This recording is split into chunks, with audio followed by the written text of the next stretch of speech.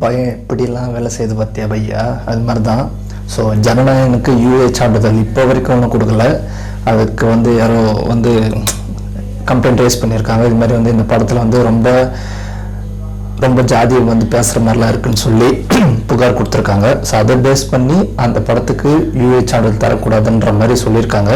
அதுக்காக அந்த மனுவை நாளைக்கு விசாரிக்கணும்னு சொல்லிட்டு நாளைக்கு ஒரு நாள் ஒத்தி வச்சிருக்காங்க.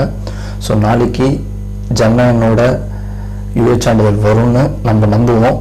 ஏன்னா இது போன வாட்டி மெர்சலுக்கே ஒரு வாட்டி நடந்துச்சு. இது மாதிரி யூஏ சான்றிதழ் தராமல் இஸ்தடிச்சு அப்புறம் ஃபைனலாக விட்டாங்க. 2017 நினைக்கிறேன் சம்திங். ஸோ அதனால் இப்பவும் அதே தான் நடக்குது இந்த வருஷம். ஸோ ஜனநாயகனுக்கு லாஸ்ட்டு படம். சரி, விஜயண்ணா படத்தில் பிரச்சனை இல்லாமல் இருந்த அது படமே இல்லை இல்லையா? ஸோ அதனால் இது இன்னும் ஐப்பு தான் ஏறும். ஏன்னா இப்போ நீங்கள் அது பகவான் கேசரி ரீமேக்ன்றதை அஃபிஷியலாக கேட்டுட்டு தான் அது படமே எடுத்தது. அதுக்குன்னு ஃபுல்லாகவே பகவத் கேசரி கிடையாது. கொஞ்சம் சில பார்ட்ஸ் மட்டும்தான் அதில் வச்சுது. மீதி எல்லாமே தளபதி ஐடியாலஜி தான். ஓகே, அதனால் இதில் அவர் எப்படி பேசுவாங்கன்னு நமக்கு தெரியும். அவர் யாரும் தாக்கிலாம் பேசவே மாட்டார். இவங்களே ஒன்று உருட்டுவாங்க, இது மாதிரி ஆயிடுச்சு, இது மாதிரி பேசியிருக்காங்க அப்படின்னு. அதுக்கேற்ற மாதிரி அவங்க கட் பண்ணி கொடுத்துருக்காங்க. கட் பண்ணிட்டும் பார்த்துட்டு தான் ஓகேன்ற மாதிரி சொல்லியிருக்காங்க. அது யூஎச்சானல் கொடுத்துடலாம் இல்லையா? நீங்கள் சொன்ன மாதிரி எல்லாத்தையும் கட் பண்ணி மியூட்டும் பண்ணியாச்சு சில காட்சிகள். அப்போ யூஎச்சானல் கொடுக்குறதுல என்ன பிரச்சனை உங்களுக்கு? இன்னும் 2 நாள் தான் இருக்குது. இப்போ யூஎச்சானல் கொடுத்தாதான் நீங்கள் கொடுக்காம இருந்துருவீங்களா? அதான் ஒரு கொஸ்டின் மார்க்கு. இது சும்மா இவங்களே ஒரு இது பண்ணுறது தான். ஏன்னா பகவான் கேசரில் அப்படி ஒரு இஷ்யூவே கிடையாது.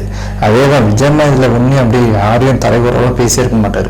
என்ன ரியாலிட்டியோ அதுதான் பேசிப்பார். இதில் மதத்தை தோன்ற மாதிரி அதெல்லாம் எதுவுமே இருக்காது. அப்படி இருந்தால் அது எல்லாமே கட் பண்ணி கொடுத்தாச்சு. கொடுத்துட்டு பிறகும் நீங்கள் தராமல் டிலே பண்ணி ஒரு யூஸும் இல்லை. விஜயண்ணாக்கு தான் அது இன்னும் மைலேஜாக வரும். அது அபியூஸாக ஒரு படத்துக்கு நடக்கிறது தான். ஸோ அதனால் நாளைக்கு உச்சநீதிமன்றத்தில் அதுக்கான வழக்கு நாளைக்கு தொடரப்போகுது. நாளைக்கு ஒரு நாள் இருக்குது. ஸோ எனக்கு தெரிஞ்சு நாளைக்கு வந்துடும். ஏன்னா இது இன்னும் டிலே பண்ண முடியாது. நாளைக்கு விட்டுட்டா இன்னும் ஒரு நாள் தான் இருக்குது. அதனால் அது கொடுத்துருவாங்க. அதனால் முன்பதிவு எல்லாமே ஆகிட்டுருக்கு. கோயம்புத்தூர், கேரளா சைடில் முன்பதிவுன்றது 7:30 மணி ஷோ கன்ஃபார்மு. பட் இவங்க தராங்க தரலன்றலாம் அது நெக்ஸ்ட்டு. தரலினா அதுக்கான விளைவுகள் எப்படி இருக்குன்றது மக்களே கொடுத்துருவாங்க.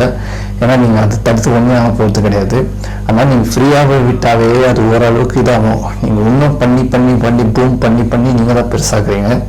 அது அஃபிஷியலாக அன்றைக்கி எனக்கு தெரிஞ்சு வந்துடும். நாளைக்கு நைட்டுக்குள்ளே வந்துடும்னு எனக்கு தோணுது. ஸோ இன்னொரு பக்கம் பார்த்தீங்கன்னா இந்த பராசக்தின்றது 1 மில்லியன் வியூஸில் போயிட்டுருக்கு. நான் விஜயவே பீட் பண்ணிட்டேன் சிவகார்த்திகேயன் அப்படி இப்படிலாம் ஓட்டுறாங்க.